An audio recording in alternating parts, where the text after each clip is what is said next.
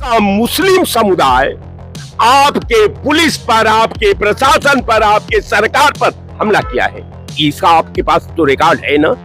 इसलिए जवाबी कार्रवाई में हमारी पुलिस ने उसका मुकाबला किया और हमने 20 लोगों को सड़क पर लेटा दिया। फर्क क्यों है? फर्क क्यों हो रहा है? आप कहेंगे पत्थरबाजी मार दिया, जब इस प्रदेश का मुख्यमंत्री कहता है कि कठमुल्ला विधानसभा में कहता है और कहता है ठोक दिए जाओगे और मुल्ला जानता नहीं है, तो आपका प्रशासन तो वही करेगा जो आप बोल रहे हैं। मस्जिद की चीज मस्जिद में रहे, मंदिर की चीज मंदिर में रहे। अगर हम आपस में बढ़ जाएंगे तो फिर देश कहाँ रहेगा? तो हमें सबसे पहले ये कहना चाहिए कि आई लव इंडिया लेके चल रहे हैं, क्योंकि अगर हम रहेंगे तभी धर्म रहेगा, तभी देश रहेगा। नमस्कार, मैं अभिनंदन। आई लव मोहम्मद को लेकर कानपुर से शुरू हुआ विवाद बरेली तक पहुंच गया और बरेली में हिंसा हो गई। आई लव मोहम्मद को लेकर कानपुर से बवाल शुरू हुआ।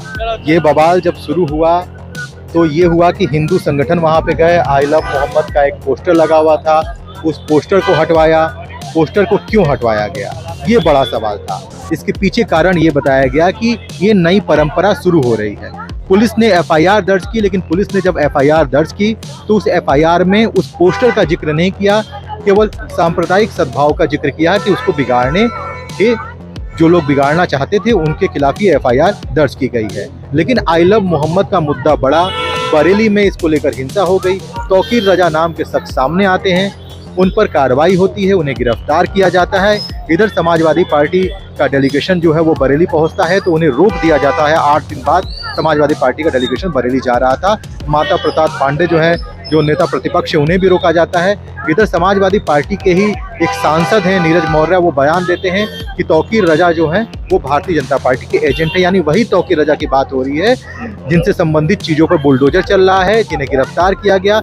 उसी तौकीर रजा की बात हो रही है जिसे बरेली हिंसा का मास्टर माइंड बताया गया और उसी तौकीर रजा को सपा के सांसद बोल रहे हैं कि ये भारतीय जनता पार्टी के एजेंट है।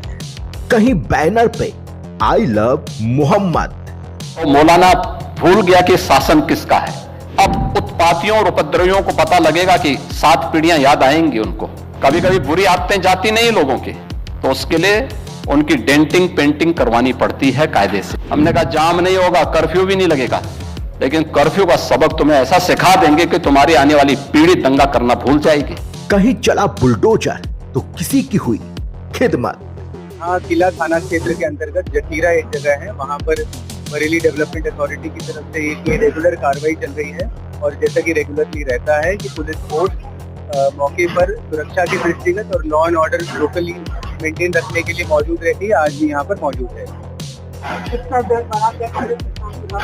ये बताया गया है कि ये डॉक्टर नफीस नाम के व्यक्ति का ये प्रॉपर्टी है और यहाँ पर जो कार्रवाई है ये चल रही है। पुलिस यहाँ पर एहतियातन तौर पर। देखिए, अब ये सरकार अपने मर्जी के अनुसार जहां उनकी इच्छा होती है, जहां मर्जी उनकी होती है, जहां उनको तोड़ना होता है उसको वो अपने हिसाब से तय कर लेते हैं, अपने हिसाब से उसको लीगल इलीगल उसको अपने हिसाब से तय कर लेते हैं। मैं आपको बता दूं, बनारस में कितने प्रधानमंत्री के संसदीय क्षेत्र में भारतीय जनता पार्टी के कितने नेता हैं जिनके जो कमर्शियल बिल्डिंग्स हैं अवैध हैं। कई ऐसे लोग हैं, अगर ये योगी जी चाहेंगे तो मैं उसकी लिस्ट उनको दे दूंगा। बनारस के अंदर जो इनके मंत्री हैं, इनके मेयर रहे हैं, तमाम भाजपा के बड़े बड़े नेता हैं जिनके कमर्शियल बिल्डिंग्स इलीगल हैं, तमाम तरीके से वो सड़कों पर बने हैं।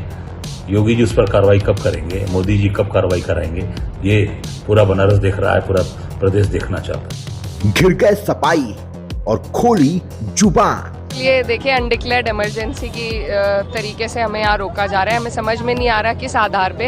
हमारा आग्रह है प्रशासन से कि हमारे साथ चले। हम कुछ छुपाना नहीं चाहते, कोई एजेंडा नहीं है, ना हम कोई चोर चक्के अपराधी हैं। जनप्रतिनिधि हैं, इलेक्टेड रिप्रेजेंटेटिव हैं। किस आधार पे हमें रोका जा रहा है हमें समझ में नहीं आ रहा। समाजवादी पार्टी के ही एक सांसद हैं नीरज मौर्य, वो बयान देते हैं कि तौकीर रजा जो हैं वो भारतीय जनता पार्टी के एजेंट है, यानी वही तौकीर रजा की बात हो रही है जिनसे संबंधित चीज़ों पर बुलडोजर चल रहा है, जिन्हें गिरफ्तार किया गया। उसी तौकीर रजा की बात हो रही है जिसे बरेली हिंसा का मास्टर माइंड बताया गया, और उसी तौकीर रजा को सपा के सांसद बोल रहे हैं कि ये भारतीय जनता पार्टी के एजेंट है। तौकीर रजा के बारे में क्या कहेंगे? उनकी वजह से ये सब पूरी हिंसा हुई है। देखिए ये लोग वो तो देखिए भारतीय जनता पार्टी के लिए काम करते। बरेली में समाजवादी पार्टी के कई नेता पहुंचे थे जिन्हें रोका गया, माता प्रसाद पांडे को हाउस अरेस्ट कर लिया गया। वहीं एक समाजवादी पार्टी के सांसद हैं नीरज मौर्य, वो चोरी छुपे बरेली के अंदर पहुंच भी गए, उसके बाद पुलिस ने उन्हें पकड़ लिया। तो तमाम यहाँ पर लोग हैं। आई लव मोहम्मद को लेकर लोगों का क्या कहना है? आई लव मोहम्मद क्या सही था, उस पर जो कार्रवाई हुई है वो सही थी या गलत थी? इस तमाम मुद्दों पर बातचीत करेंगे। यहाँ पे मौजूद जनता उनसे बातचीत करेंगे। पहले अपना नाम बताइए। सतपाल सिंह।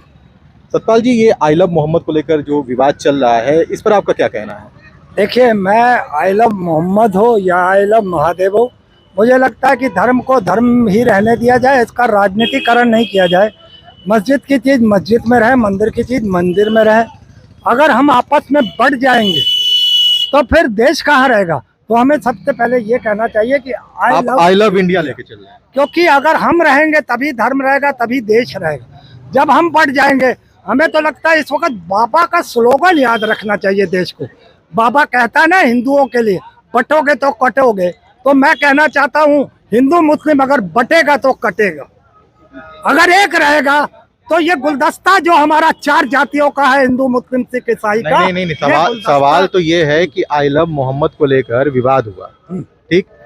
आई लव मोहम्मद लिखना सही था या गलत था, और उस पे जो कार्रवाई हुई है वो सही थी या गलत थी? क्या नाम है? विनोद राय हमारा नाम है। जी। विनोद जी, क्या कहना चाह रहे हैं आप? आपके पास आ रहा हूँ। आई लव मोहम्मद ये संदर्भित नाम है, ये संदर्भ से प्रेरित शब्द है।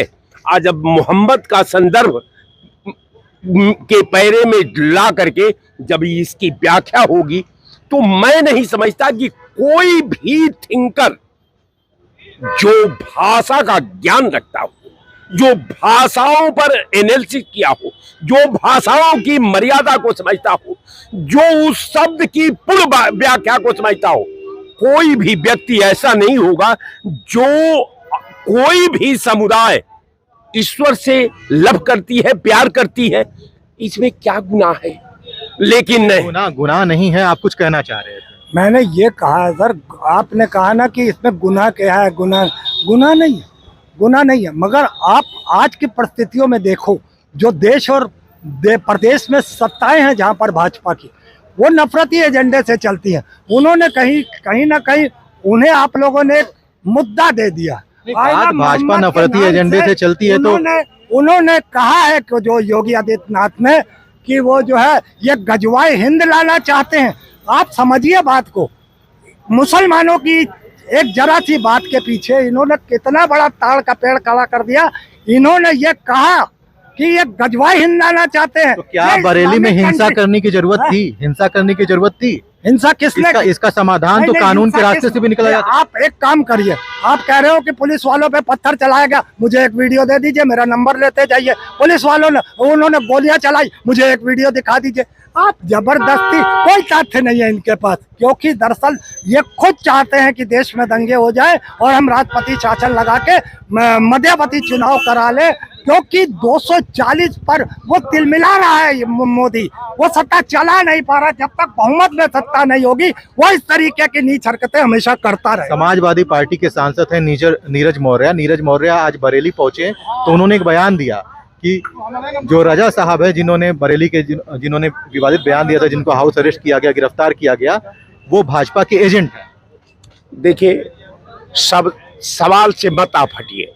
सवाल जो सवाल है उसी पर हम आप रहे तो अच्छा डिबेट होगा। कारण ये है कि आप समझने का ये प्रयास करिए कि जब आपकी पुलिस प्रशासन, जिला प्रशासन और उत्तर प्रदेश सरकार की भूमिका निष्पक्ष है, मैं नहीं मानता। मैं ये मान लेता हूं कि वो समुदाय गलत किया है, मैं ये भी मान लेता हूं कि वो समुदाय पत्थर चलाया है, मैं ये भी मान लेता हूं कि आपके पुलिस पर वो समुदाय गोली चलाया है, लेकिन आप तो अस्वस्थ है ना। कि वहां का मुस्लिम समुदाय आपके पुलिस पर, आपके प्रशासन पर, आपके सरकार पर हमला किया है। इसका आपके पास तो रिकॉर्ड है ना। इसलिए जवाबी कार्रवाई में हमारी पुलिस ने उसका मुकाबला किया और हमने 20 लोगों को सड़क पर लेटा दिया। इसका प्रमाण अगर निष्पक्ष होते तो विपक्ष के नेताओं को रोकने की क्या जरूरत है। आज विपक्ष के नेता, अच्छा ठीक है, अगर विपक्ष को ही आप रोक रहे हैं तो सरकार अपना प्रतिनिधि मंडल भेज देती, 5 मंत्रियों का समूह भेज देती, पूरे प्रशासन के घटनाक्रम में संदिग्ध भूमिका का। प्रशासन ने तौकीर रजा को मास्टरमाइंड बताया है और उसी तौकीर रजा को सपा के सांसद बोल रहे हैं कि भाजपा के एजेंट है। क्या लगता है आपको? अब देखिए, क्या आप जी सवाल को मोड़ दिए।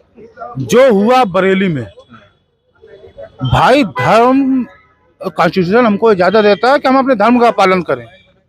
हम क्या ये देश संविधान से या कानून से चल रहा, सबसे बड़ा सवाल ये है कि हम अपने धर्म का पालन ही नहीं कर पा रहे हैं। आप कहेंगे सड़कों पे क्यों कर रहे हैं? और कोई धर्म के लोग भी सड़कों पे ही करते हैं अपना धर्म का कार्य। क्या नाम है आपका? मेरा नाम आदिल सिद्दीकी है। फर्क क्यों है? फर्क क्यों हो रहा है? आप कहेंगे पत्थरबाजी मार दिया।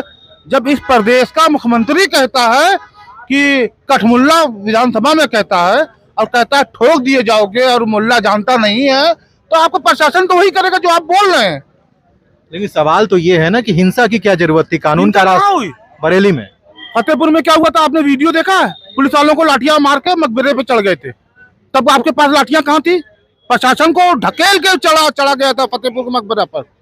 यहाँ पे आप वहाँ के हजारों वीडियो हैं, प्लानिंग के साथ है, इकट्ठा हो रहे हैं, जा रहे हैं, सब कुछ पता था प्रशासन को, फिर भी नहीं रोक पाए आप लाठियां खा के। आप प्रशासन वहाँ लाठियां खाया। देश तो संविधान से चलेगा ना कि जो पत्थर मारोगे तो पत्थर मारना पड़ेगा। प्रशासन मेरा एक सवाल है, मैं आपकी बात को मैं मान ले रहा हूँ कि मुसलमानों ने कोई गलत है तो उसको हम फॉलो नहीं करेंगे ना। मैं ये नहीं कह रहा हूँ, आप कह रहे हैं, मैं मान ले रहा हूँ कि मुसलमानों ने वहाँ पत्थर मारा, आपने लाठियां चलाई। मैं नहीं कह रहा हूँ, प्रशासन कह रहा है।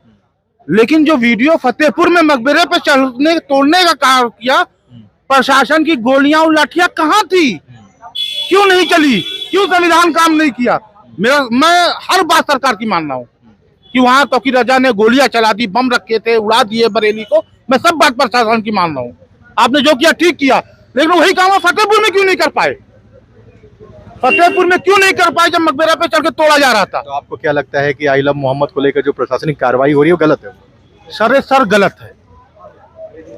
धर्म की रक्षा की आजादी सबको है। यही कांवड़ यात्रा, पुलिस वालों को गाड़ियां तोड़ दी गई कांवड़ यात्रियों ने। मैं ये नहीं कह रहा हूँ वो कांवड़ यात्री थे, कांवड़ यात्रियों के आड़ में कोई उपद्रवी जरूर थे, लेकिन आपने कार्रवाई क्यों नहीं किया? पुलिस वाले मार दिए जा रहे हैं, उनकी गाड़ियां फूंक दी जा रही हैं, तब तो आप कार्रवाई नहीं कर पा रहे हैं। आई लव मोहम्मद को लेकर जिस तरह से बवाल चल रहा है, आज बरेली में भी सपा के प्रतिनिधि पहुंचे थे वहां पर, उनको जाने नहीं दिया गया। क्या लगता है? क्या नाम है आपका? पिंटू नाम है।